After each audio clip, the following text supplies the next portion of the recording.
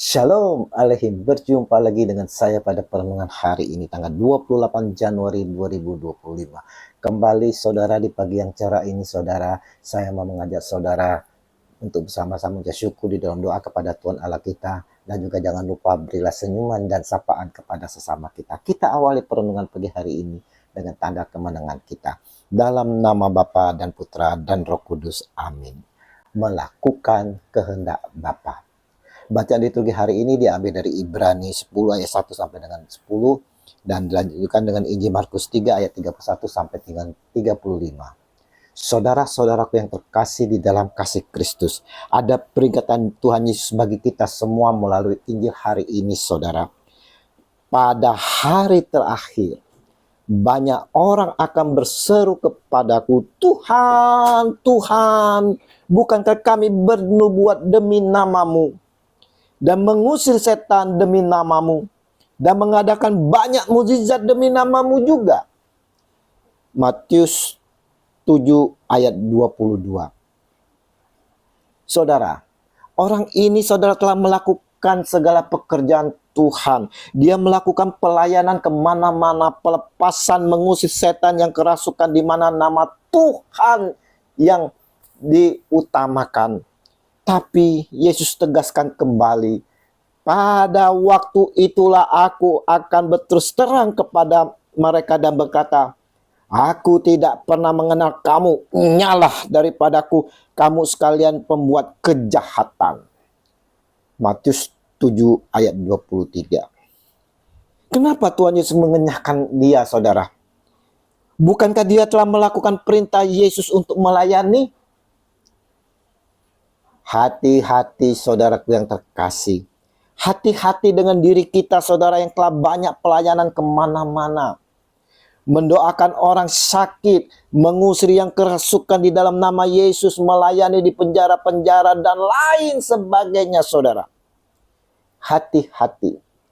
Ternyata saudara Yesus sampaikan pada saat penghakiman, aku tidak pernah mengenal kamu. Enyalah daripadaku kamu sekalian pembuat kejahatan. Saudaraku, Injil hari ini saudara kita lihat di mana datanglah ibu dan saudara-saudara Yesus. Sementara mereka berdiri di luar, mereka menyuruh orang memanggil dia. Ada orang banyak duduk mengelilingnya. Mereka berkata kepadanya, lihat, ibu dan saudara-saudaramu ada di luar dan berusaha menemui engkau. Markus 3 ayat 31 sampai dengan 32. Saudara, kalau kita disamperin orang dengan berkata, ibumu ada di luar mencarimu, pastilah saudara kita segera bangkit dan menjumpainya. Tapi apa reaksi Yesus Tuhan kita terhadap orang yang menyamperin dia dan menyampaikan bahwa ibunya ada di luar mencari? Jawab Yesus kepada mereka, siapa ibuku dan siapa saudara-saudaraku? Markus 3 ayat 33. Seakan-akan saudara Yesus tak mengakui ibu dan saudaranya tersebut. Dan pastilah saudara hati ibu sedih ketika mendengarnya. Pasti dikatakan anak durhaka. Tapi kita lihat saudara, kita mau lihat kelanjutan reaksi Yesus. Ia melihat kepada orang-orang yang duduk di sekelilingnya itu dan berkata, ini ibuku, ini saudara-saudaraku. Barang siapa melakukan kehendak Allah, dialah saudaraku laki-laki, dialah saudaraku perempuan, dialah ibuku. Markus 3 ayat 34 sampai dengan 35. Mengapa Yesus berkata demikian? Saudara, dia ingin menunjukkan penghormatan kepada ibunya yang terlebih dahulu telah taat setia melakukan kehendak Bapa saudara. Yesus ingin kita seperti ibunya Maria yang telah melakukan kehendak Bapa dengan setia dan taat dalam segala sukacita maupun kesulitan dalam hidupnya. Jadi, kalau kita saudara, saya dan saudara mau disebut saudara Yesus, maka kita harus melakukan kehendak Bapa. Baru dapat disebut saudara-saudaranya. Kita akan dikenal oleh Yesus sebagai bagian anggota kerajaan Allah.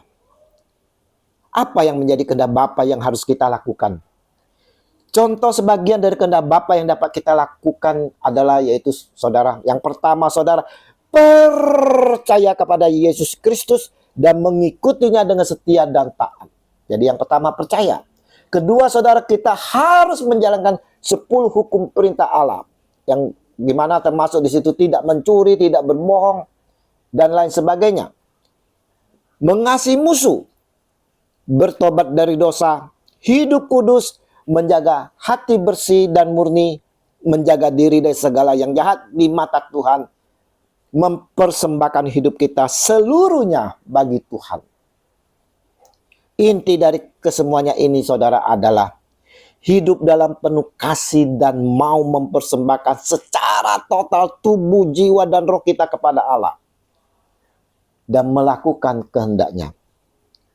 Bagaimana? Sudahkah kita hidup menjadi saudara-saudara Yesus? Dengan melakukan kehendak Bapa? Yesus sendiri, saudara, telah menunjukkan ketaatan dan kesetiaannya kepada kehendak Bapa. Dan kemudian katanya, sungguh aku datang untuk melakukan kehendak-Mu. Yang pertama, Ia hapuskan supaya menegakkan yang kedua. Dan karena kehendaknya inilah kita telah dikuduskan satu kali untuk selama-lamanya oleh persembahan tubuh Yesus Kristus. Ibrani 10 ayat 9 sampai dengan 10. Saudara, kalau kita percaya akan Yesus Tuhan, saudara, maka kita akan mengikuti Dia dengan segala ketetapannya. Dan mau mengikuti apa yang telah diteladani, yaitu taat kepada Bapa. Yesus adalah contoh sebagai bejana kemuliaan Allah yang hanya melakukan kehendak Bapa.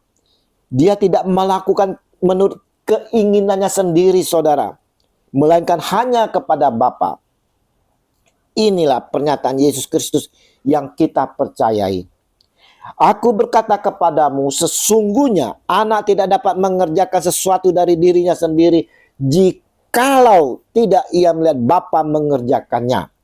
Sebab apa yang dikerjakan Bapa itu juga yang dikerjakan anak. Aku tidak dapat berbuat apa-apa dari diriku sendiri. Aku menghakimi sesuatu sesuai dengan apa yang aku dengar. Dan penghakimanku adil. Sebab aku tidak menuruti kehendakku sendiri, melainkan kehendak Dia yang mengutus aku. Yohanes 5 ayat 19 dan 30. Yang dikerjakan Yesus seluruhnya adalah kehendak Bapa, saudara.